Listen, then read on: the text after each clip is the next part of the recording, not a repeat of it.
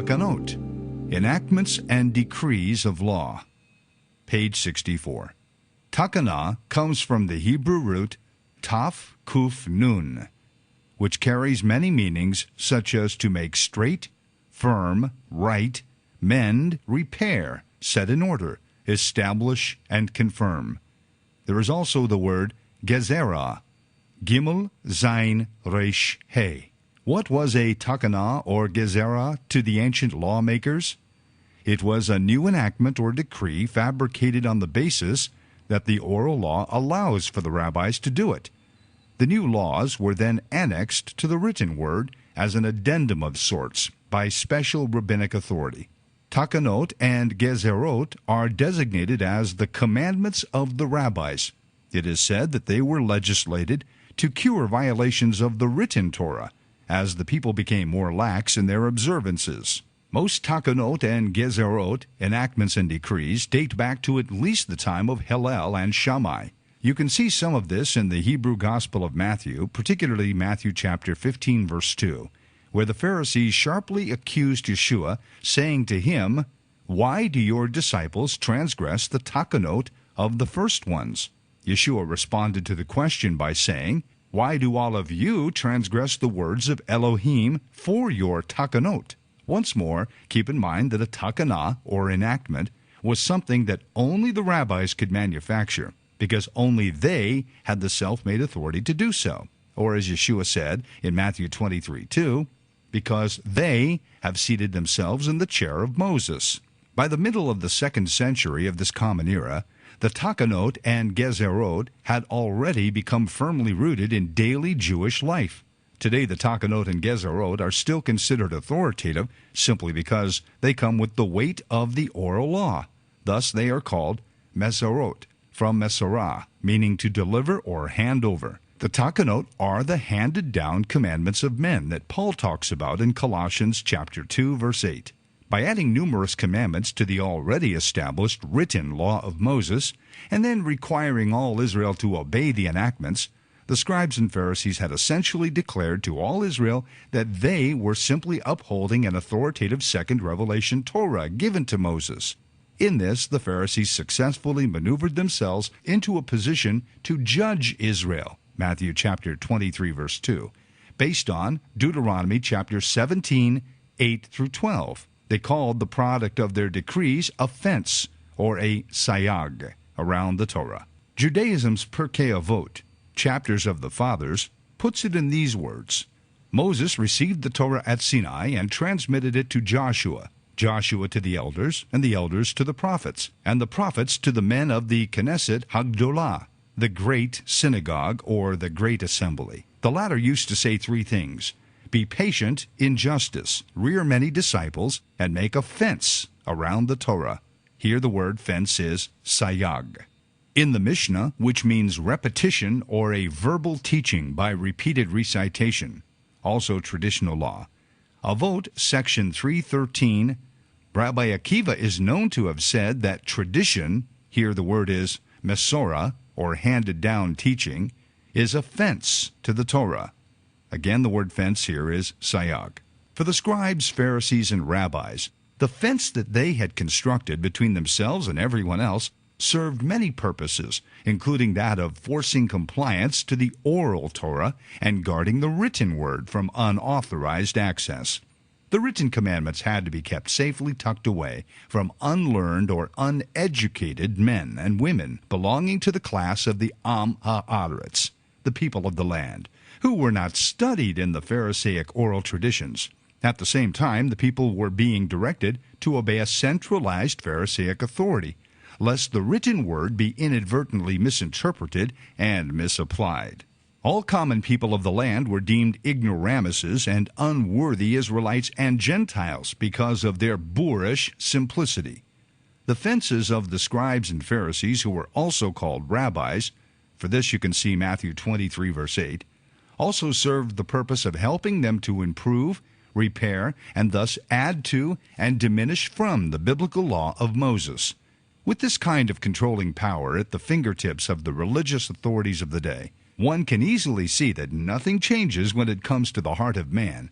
Indeed, there appears to be truth to the phrase by Lord Acton, who wrote in 1887 that absolute power can corrupt absolutely.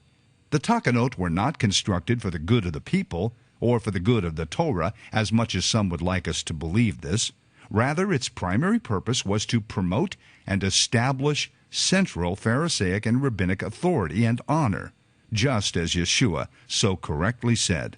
But they do all their deeds to be noticed by men, for they broaden their phylacteries, and lengthen the tassels of their garments, and they love the place of honor at banquets, and the chief seats in the synagogues, and respectful greetings in the marketplaces, and being called by men Rabbi.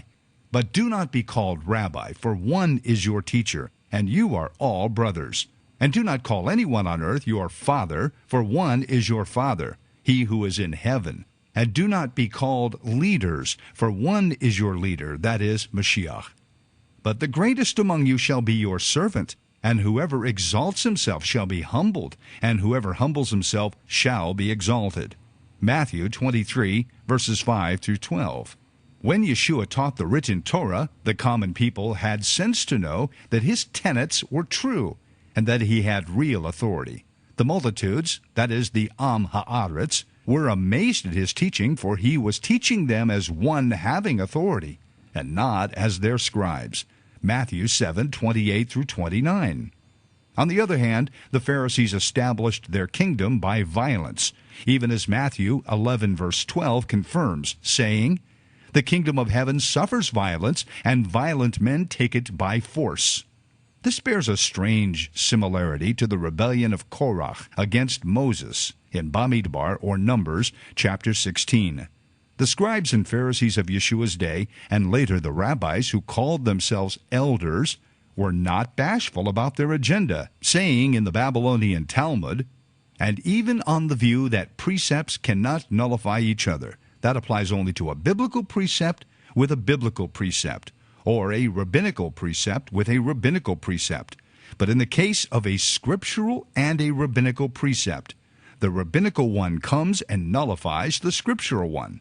Pesachim 1:15a. Also there is this, from Pesikta Rabbati, section 3.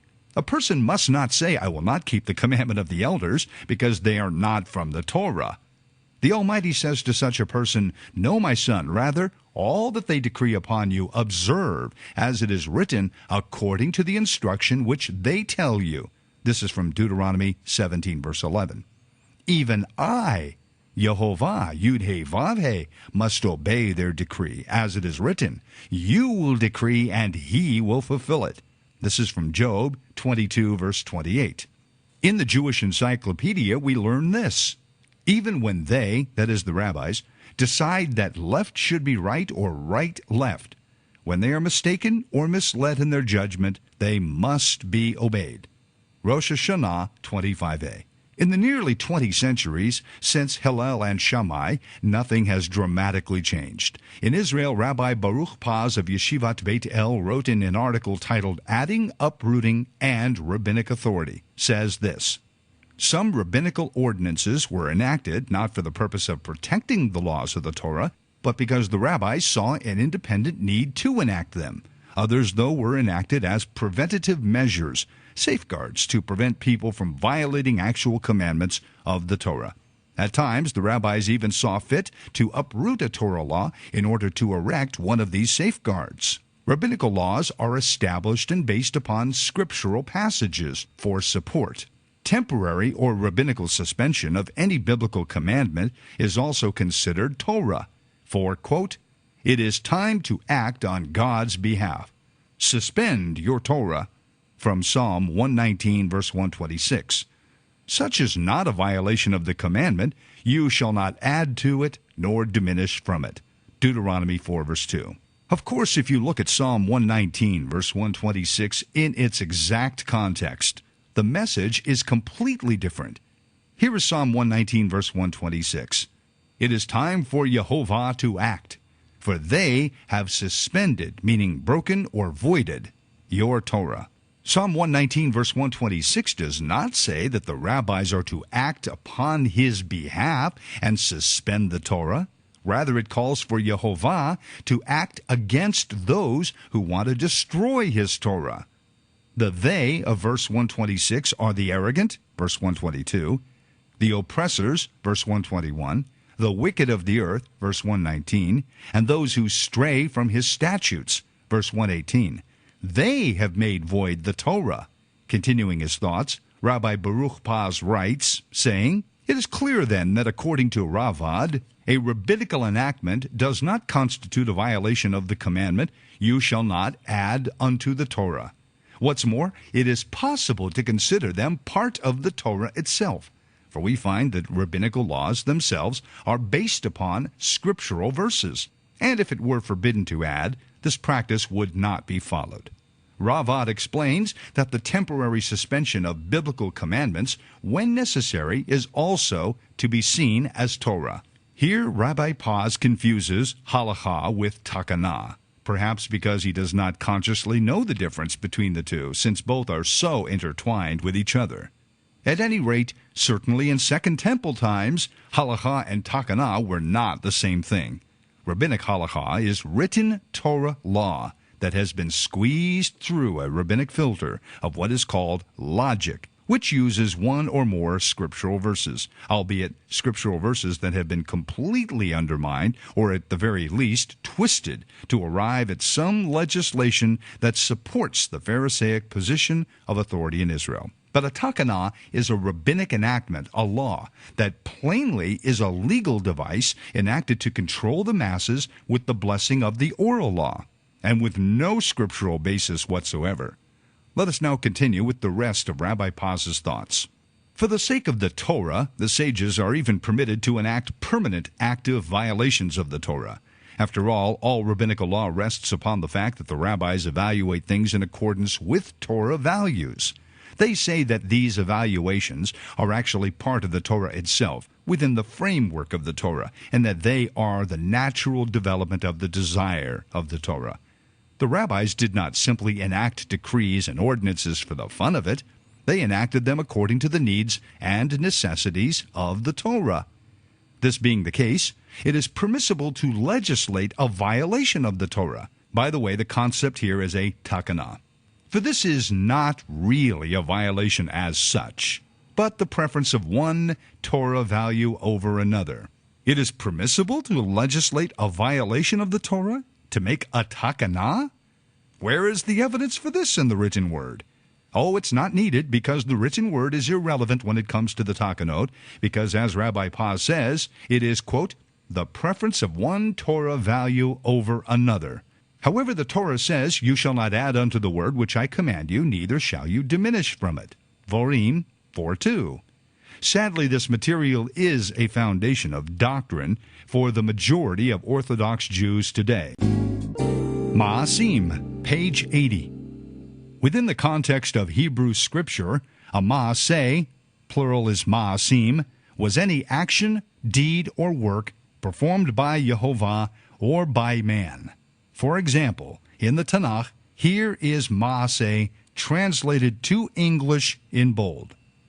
Pay them according to their work, and according to the evil of their practices. Pay them according to the deeds, the ma'asim, of their hands. Repay them their recompense, because they do not regard the works of Yehovah, nor the deeds, ma'asim, of his hands.